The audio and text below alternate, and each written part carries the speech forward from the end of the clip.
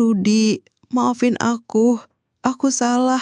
Tolong kasih aku kesempatan lagi. Suara tangisan memecah keheningan malam di depan sebuah rumah mewah di kawasan elit Jakarta Selatan. Melinda Novi, gadis cantik berusia 25 tahun, berlutut di depan pagar rumah yang megah. Air mata membasahi pipinya yang pucat. Dari dalam rumah, terdengar suara tenang seorang pria. Melinda, sudah terlambat. Aku sudah menemukan kebahagiaan yang sesungguhnya. Melinda menggedor pagar dengan putus asa. Dulu aku bodoh. Aku tidak tahu kalau kamu akan jadi sukses seperti ini. Maafkan aku, Rudy. Tapi, bagaimana bisa? Seorang wanita yang dulu dengan sombongnya memutuskan hubungan karena malu punya pacar kurir paket, kini menangis memohon ampun di depan rumah mewah mantan pacarnya. Sebelum cerita dimulai, tulis di komentar dari kota mana kalian menonton. Jangan lupa like dan subscribe. Semoga yang mendukung channel ini selalu diberi kesehatan, rezeki yang berkah, dan hati yang lapang. Amin.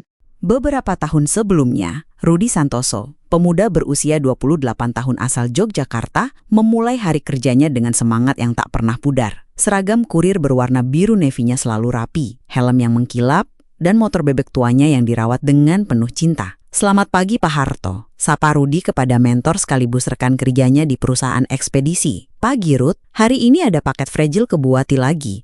Kamu kan sudah tahu alamatnya, jawab Pak Harto sambil menyerahkan paket berisi obat-obatan. Rudy mengangguk sambil memeriksa alamat dengan teliti. Kebiasaannya selalu mengecek ulang setiap detail pengiriman. Baginya, setiap paket adalah amanah yang harus dijaga dengan sepenuh hati. Di tengah hiruk-pikuk Jakarta, Rudy mengendarai motornya dengan hati-hati. Bukan hanya karena lalu lintas yang padat, tapi karena dia tahu betapa berharganya setiap paket yang dia bawa. Ada obat untuk yang sakit, ada dokumen penting untuk yang membutuhkan, ada pakaian untuk yang menunggu. Setibanya di rumah Bu Wati, nenek berusia 70 tahun itu sudah menunggu di depan pagar dengan senyum hangat. Rudy, anak baik, terima kasih ya.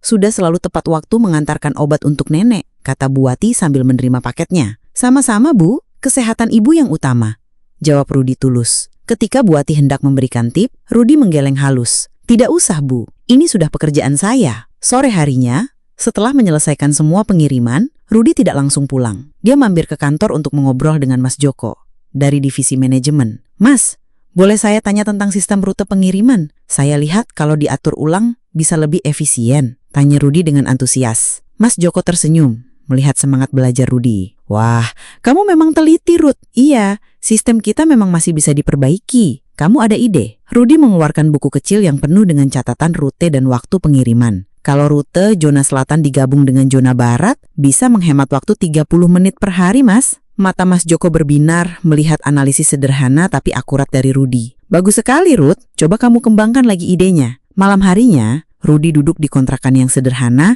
menghitung uang kiriman untuk orang tuanya di Yogyakarta. Dari gaji 4 juta rupiah per bulan, dia selalu menyisihkan 1,5 juta rupiah untuk kebutuhan ayah dan ibunya. Semoga Allah memberikan yang terbaik, mumamnya sambil memasukkan uang ke amplop. Di tengah kesederhanaan hidupnya, ada satu hal yang membuat Rudy bahagia. Melinda Novi, kekasih yang sudah bersamanya selama 2 tahun. Gadis cantik yang bekerja di butik fashion di mall ternama Jakarta. Rudy mengambil ponselnya dan mengetik pesan. Sayang, besok kita makan malam ya. Aku mau cerita soal ide bisnis yang sedang aku kembangkan. Melinda membalas cepat. Oke, tapi jangan di tempat yang murah-murah ya.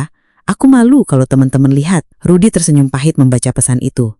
Tapi dia memilih mengabaikan. Dalam hatinya, dia yakin suatu saat nanti, dia bisa memberikan yang terbaik untuk Melinda.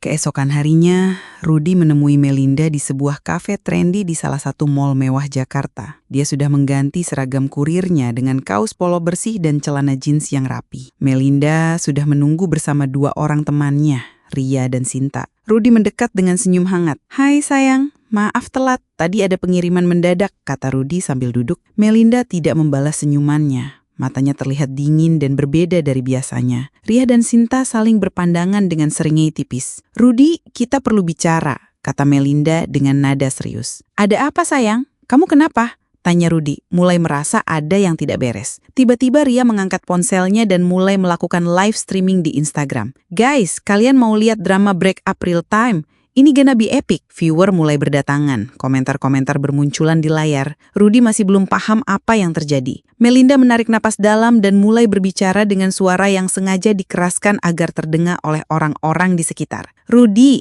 Aku sudah berpikir panjang. Aku malu punya pacar cuma kurir paket. Kata-kata itu menghantam Rudy seperti petir di siang bolong. Dia terdiam, tidak percaya dengan apa yang baru saja dia dengar. Aku pengen hidup seperti para influencer di Instagram dan TikTok yang aku follow. Mereka semua punya pacar yang bisa kasih lifestyle mewah. Aku pengen jadi queen, bukan pacar tukang antar paket. Komentar di live streaming Ria semakin ramai. Emoji ketawa, kasian banget, dan drama abis memenuhi layar. Rudy mencoba tetap tenang. Melinda, kita bisa bicarakan ini baik-baik. Aku sedang mengembangkan bisnis. Aku punya rencana. Rencana? Sampai kapan? Aku sudah bosan hidup pas-pasan. Lihat tuh, dia menunjuk layar ponselnya yang menampilkan foto-foto influencer dengan tas branded dan liburan mewah. Ini hidup yang aku mau. Sinta menimpali dengan suara yang juga keras. Iya Mel, kamu cantik. Masa iya sama kurir doang? Yang membuat Rudy lebih terpukul lagi, dari sudut matanya, dia melihat Andi, rekan sesama kurir yang kebetulan sedang makan di kafe yang sama. Mata mereka bertemu sejenak. Melinda menyadari tatapan Rudy dan berteriak, siapa lagi yang mau bela dia? Andi yang seharusnya bisa memberikan dukungan moral, malah berdiri dan berkata, iya sih, kerja kurir memang susah naik kelas. Mending cari yang lebih prospektif. Kata-kata Andi menusuk lebih dalam dari pisau. Rudy merasa dunianya runtuh. Rekan kerja yang selama ini dia anggap saudara malah ikut menghina pekerjaannya. Sudahlah Rudy, kita selesai. Aku sudah dapat pacar baru, namanya Irfan. Dia punya BMW dan bisnis sendiri. Itu baru namanya laki-laki sukses, kata Melinda sambil berdiri. Live streaming Ria masih berlanjut. Viewer sudah mencapai ratusan orang yang menyaksikan kehancuran harga diri Rudy. Jangan hubungi aku lagi. Cari pacar yang sepadan sama kamu aja. Kurir sama kurir. Tambah Melinda sebelum pergi bersama teman-temannya, meninggalkan Rudy sendirian di tengah tatapan mengejek pengunjung kafe lainnya. Yang tidak Rudy ketahui, saat itu juga, Andi diam-diam merekam momen paling menyakitkan dalam hidupnya dan mengirimkannya ke grup WhatsApp kurir dengan pesan, lihat nih, Rudy diputusin pacar gara-gara malu sama kerjaan kita. Video itu menyebar dengan cepat. Dalam hitungan jam, semua rekan kerja Rudy sudah melihat kehinaannya. Keesokan harinya, Rudy masuk kerja dengan hati yang berat. Bisikan dan tatapan aneh dari rekan-rekan kerjanya membuat suasana menjadi tidak nyaman. Itu dia si Rudy yang viral kemarin? Bisik salah satu kurir baru. Kasihan ya, diputusin gara-gara kerjaannya, sahut yang lain. Pak Harto menepuk bahu Rudy dengan penuh pengertian. Ruth, yang sabar ya. Jangan biarkan omongan orang membuatmu terpuruk. Saya baik-baik saja, Pak. Jawab Rudy singkat, meskipun dalam hatinya masih terasa sakit. Di tengah rasa sakit yang mendalam, Rudy memilih untuk tidak larut dalam kesedihan. Dia justru menggunakan rasa sakit itu sebagai bahan bakar untuk bangkit. Saya akan buktikan kerja keras tidak pernah sia-sia, gumamnya dalam hati. Rudy mulai menambah jam kerjanya. Kalau biasanya dia pulang jam 5 sore, sekarang dia rela bekerja sampai jam 8 malam. Setiap pengiriman tambahan, artinya tambahan penghasilan. Saat istirahat, alih-alih mengobrol dengan rekan kerja yang masih suka membicarakan video viralnya, Rudy lebih memilih mengamati sistem kerja perusahaan. Dia mencatat bagaimana alur kerja di bagian customer service, bagaimana sistem pembukuan, dan bagaimana manajemen mengatur operasional harian. Mas Joko, kalau misalnya saya mau belajar tentang sistem inventory, boleh? Tanya Rudy suatu hari. Boleh dong Ruth, kenapa mendadak tertarik? Tanya Mas Joko penasaran. Saya ingin memahami bisnis ini secara keseluruhan Mas. Siapa tahu suatu saat berguna. Jawab Rudy dengan mata yang berbinar. Mas Joko terkesan dengan semangat belajar Rudy yang tidak pernah surut meskipun baru saja mengalami masalah pribadi. Di sisi lain, Buati sebagai pelanggan setia mulai memperhatikan perubahan pada Rudy. Ruth, kamu kenapa semakin rajin? Dulu pengiriman obat nenek seminggu 2 kali. Sekarang, nenek lihat kamu lewat depan rumah hampir setiap hari. Tanya Buati suatu sore. Saya sedang menambah jam kerja, Bu. Mau mengumpulkan modal untuk masa depan.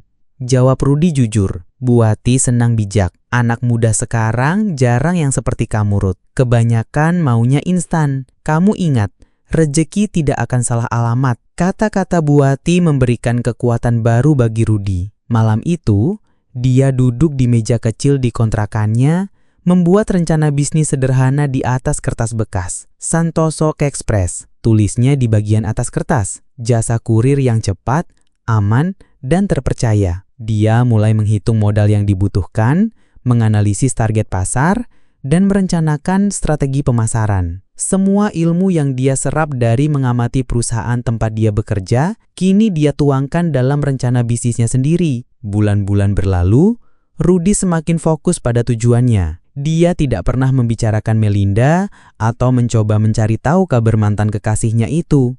Dia memilih untuk memaafkan dan melupakan, karena dia tahu dendam hanya akan menghambat kemajuannya. Sementara itu, tanpa sepengetahuan Rudy, kehidupan Melinda bersama Irfan tidak seindah yang dia bayangkan di media sosial. 2 tahun kemudian, Rudy sudah tidak lagi bekerja sebagai kurir biasa. Berkat kerja keras dan dedikasi yang luar biasa, dia dipromosikan menjadi supervisor operasional. Gajinya naik menjadi 8 juta rupiah per bulan. Dan yang lebih penting, dia sudah mengumpulkan modal yang cukup untuk mewujudkan impiannya. Santosa Express resmi dibuka dengan 5 motor dan 10 karyawan. Rudy memulai usahanya dengan fokus pada pelayanan premium untuk pengiriman dokumen penting dan barang-barang berharga. Bu Wati, yang ternyata adalah mantan eksekutif bank yang sudah pensiun, menjadi mentor bisnis sekaligus investor pertama Rudy. Ruth, nenek bangga dengan perkembanganmu. Kamu membuktikan bahwa kerja keras itu tidak pernah mengkhianati, kata Bu Wati sambil menandatangani kontrak kerjasama untuk pengiriman dokumen bank. Terima kasih Bu Wati. Tanpa dukungan ibu, saya tidak akan sampai di sini, jawab Rudy dengan penuh rasa syukur. Usaha Rudy berkembang pesat. Dalam setahun, Santosa Express sudah memiliki 20 karyawan dan melayani puluhan perusahaan besar di Jakarta. Rudy pindah dari kontrakan ke rumah sederhana, tapi nyaman di kawasan yang lebih baik. Suatu malam, Bu Wati mengundang Rudy ke acara networking bisnis di sebuah hotel mewah. Ini kesempatan bagus untuk bertemu dengan pengusaha-pengusaha lain, Ruth. Kamu harus mulai memperluas jaringan, kata Bu Wati. Di acara itu, Rudy tampil dengan kemeja putih bersih dan jas hitam yang rapi. Penampilannya yang tenang dan profesional menarik perhatian banyak peserta acara. Teman-teman, saya perkenalkan Rudy Santoso, founder Santosa Express. Meski masih muda, dia sudah membangun perusahaan logistik yang sangat menjanjikan, kata Bu Wati memperkenalkan Rudy kepada para pengusaha. Rudy menyapa dengan ramah dan memberikan penjelasan singkat tentang bisnisnya. Beberapa pengusaha tertarik untuk menjalin kerjasama. Yang tidak disadari Rudy, di sudut ruangan, seorang pelayan sedang melayani tamu dengan wajah yang pucat. Melinda Novi, mantan kekasihnya, bekerja sebagai pelayan catering untuk acara tersebut. Melinda hampir menjatuhkan nampan yang dibawanya ketika mendengar nama Rudy Santoso disebutkan sebagai pengusaha sukses. Dia menoleh dan melihat sosok pria yang dulu dia hina, kini berdiri dengan percaya diri di tengah para pengusaha ternama. Tidak mungkin, itu Rudy, gumamnya dalam hati. Melinda mencoba mendekat untuk mendengar percakapan lebih jelas. Telinganya menangkap potongan pembicaraan tentang omset puluhan juta per bulan, rencana ekspansi dan pujian dari klien-klien besar. Suara nampan yang jatuh membuat semua orang menoleh. Melinda terduduk di lantai, air mata mulai berlinang di matanya. Dia baru menyadari betapa besar kesalahannya dulu. Rudy menoleh ke arah suara gaduh itu. Mata mereka bertemu sejenak. Rudy mengenali wajah itu, tapi ekspresinya tetap tenang. Dia bahkan membantu mengangkat piring-piring yang berserakan. Terima kasih, Pak, kata Melinda dengan suara bergetar. Tidak berani menatap mata Rudy. Sama-sama, jawab Rudy singkat, lalu kembali ke acara networkingnya. Malam itu, Melinda pulang dengan hati yang hancur. Dia baru menyadari bahwa pria yang dulu dia anggap tidak ada masa depannya, kini telah menjadi pengusaha yang sukses dan dihormati. Sementara itu, kehidupan pribadinya dengan Irfan sudah berantakan. 2 bulan yang lalu, dia mengetahui Irfan berselingkuh dengan Ria, sahabat baiknya sendiri. Hubungan mereka berakhir dengan skandal yang memalukan. Dan kini, dia terpaksa bekerja sebagai pelayan untuk memenuhi kebutuhan hidup. 3 bulan setelah pertemuan di acara networking, Santoso Express sudah berkembang menjadi perusahaan logistik dengan 50 karyawan. Rudy membeli rumah yang indah di kawasan elit Jakarta Selatan, lengkap dengan halaman yang luas dan pagar megah. Malam itu, Rudy sedang menikmati teh di teras rumahnya ketika mendengar suara gaduh dari depan pagar. Seseorang menggedor pagar dengan putus asa. Rudy! Aku tahu kamu di dalam. Tolong dengarkan aku, teriak suara yang familiar. Rudy berjalan menuju pagar dan melihat sosok yang sudah lama tidak ditemuinya. Melinda berdiri di sana dengan mata bengkak, rambut acak-acakan, dan pakaian yang sudah kusut. "Rudy, maafin aku. Aku salah. Tolong kasih aku kesempatan lagi," tangis Melinda sambil berlutut di depan pagar. Rudy tetap berdiri di dalam pagar, mengamati mantan kekasihnya dengan perasaan yang campur aduk. Tidak ada dendam, hanya rasa kasihan melihat kondisi Melinda saat itu. "Melinda, sudah terlambat. Aku sudah menemukan kebahagiaan yang sesungguhnya," kata Rudy dengan suara tenang. "Dulu aku bodoh. Aku tidak tahu kalau kamu akan jadi sukses seperti ini. Maafkan aku, Rudy." Melinda menggedor pagar dengan putus asa. Rudy membuka pagar dan keluar, tapi tetap menjaga jarak. "Melinda, berdirilah. Jangan seperti ini." "Rudy, aku sudah tidak punya siapa-siapa lagi. Irfan selingkuh sama Ria. Mereka berdua menghancurkan hidupku. Aku menyadari betapa berharganya kamu dulu," kata Melinda di antara isakannya. "Aku sudah mendengar kabar itu. Aku turut prihatin dengan kondisimu. Kalau begitu, kita bisa mulai lagi kan? Aku janji akan mendukung semua usahamu. Aku tidak akan malu lagi," pinta Melinda dengan nada memohon. Rudy menggeleng pelan. "Melinda, kamu masih belum mengerti. Dulu kamu meninggalkan aku bukan karena aku tidak sukses. Kamu meninggalkan aku karena kamu tidak menghargai kerja keras dan integritas." Melinda terdiam, menunggu lanjutan kata-kata Rudy. Pekerjaan tidak menentukan harga diri seseorang. Yang menentukan adalah bagaimana kita menjalankannya dengan integritas. Lanjut Rudy dengan bijak. "Dulu, aku kurir, dan aku bangga dengan pekerjaanku. Sekarang aku pengusaha, tapi aku tidak lupa dari mana aku berasal." Air mata Melinda semakin deras. "Rudy, aku benar-benar menyesal. Aku tidak menyesal dengan jalan hidupku. Justru berkat pengalaman itu, aku jadi lebih kuat. Kamu mengajarkan aku bahwa aku harus membuktikan diri, bukan untuk mendapatkan kamu kembali, tapi untuk menjadi versi terbaik dari diriku." "Lalu, bagaimana dengan aku?" tanya Melinda dengan suara parau. "Kamu masih muda, Melinda. Kamu masih bisa mulai dari awal. Tapi kali ini, cari kebahagiaan dari dalam dirimu, bukan dari media sosial atau orang lain." Nasihat Rudy dengan tulus. "Aku sudah memaafkanmu, Melinda. Tapi aku sudah menemukan kebahagiaan yang sesungguhnya. Bukan dalam bentuk barang mewah atau status sosial, tapi dalam bentuk kepuasan membangun sesuatu dengan tangan sendiri dan memberikan manfaat untuk orang lain." Melinda menangis makin keras, menyadari bahwa dia telah menghilangkan pria terbaik dalam hidupnya karena kebutaan akan nilai-nilai yang salah. "Pulanglah, Melinda. Semoga kamu menemukan jalan hidupmu yang benar," kata Rudy sebelum masuk kembali ke rumahnya. Melinda terduduk lemas di depan pagar, menyadari bahwa karma telah menunjukkan keadilan yang sesungguhnya. Pria yang dulu dia hina karena pekerjaannya, kini telah menjadi pengusaha sukses yang bahkan tidak membutuhkan pengakuan dari siapapun. Sementara Rudy, di dalam rumahnya yang hangat, bersyukur atas perjalanan hidup yang telah membentuknya menjadi pria yang lebih bijak dan kuat. Dia tahu bahwa kesuksesan yang sesungguhnya bukan diukur dari harta atau status, tapi dari kemampuan untuk tetap mempertahankan nilai-nilai kebaikan di tengah cobaan hidup. Dan malam itu, di bawah langit Jakarta yang penuh bintang, takdir telah menunjukkan bahwa kerja keras, integritas, dan kesabaran akan selalu menemukan jalan menuju kebahagiaan yang hakiki.